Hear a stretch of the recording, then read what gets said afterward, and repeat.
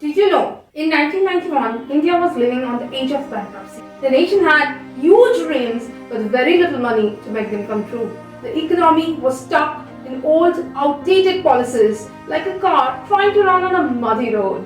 The license rod system was so strict that starting a business or trading felt like climbing Mount Everest with a bag of rocks. The year 1991 was a turning point. An economic crisis struck India so hard that the country had only enough for its reserve to pay for 2 weeks of import. Imagine having a pantry at home with food for just next 2 weeks and no money to buy more. Panic, right? That's exactly how India felt. Gulf War made things worse. Oil prices shoot up and India's main source of foreign income, remittances from Indian workers in the Gulf, slowed down. The country was drowning in debt. To avoid bankruptcy, India had to secure an emergency loan from the International Monetary Fund. However, the IMF required India to implement significant economic reforms as a condition for the loan. To prevent the collapse of its financial system, India was compelled to adhere to the stringent guidelines set by the IMF as it had no other viable options.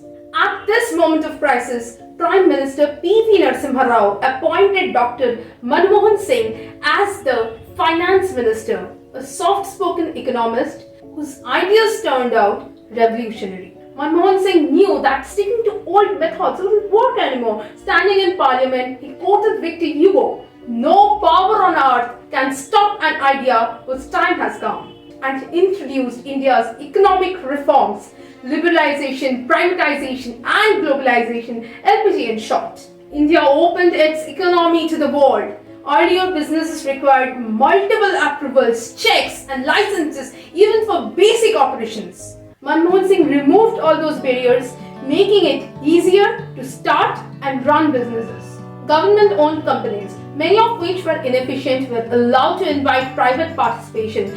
This encouraged competition and better services. Foreign companies were invited to invest in India, trade barriers were reduced, and the export-import became easier.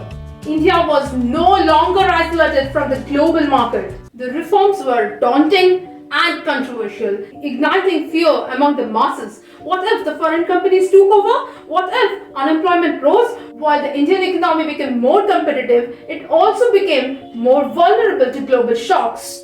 But Dr. Singh's policies were like a bitter medicine for a sick patient. Hard to swallow, but necessary for recovery. Within a few years, India started to bounce back. The forex reserves grew, businesses flourished, and new industries like IT and telecom began to thrive. By the late 1990s, India became one of the fastest growing economies in the world. Dr. Manmohan Singh's reforms transformed India into a more open, competitive, and globally connected economy. Today, when we see India's malls, startups and international trade partnerships, we are witnessing the impact of those reforms only. Sometimes, adversity can pave the path for growth and resilience. A crisis forces you to change for the better. Bold ideas and steady leadership can turn even the darkest of times into a bright future. Jot down your thoughts in the comment section below. Thanks for watching.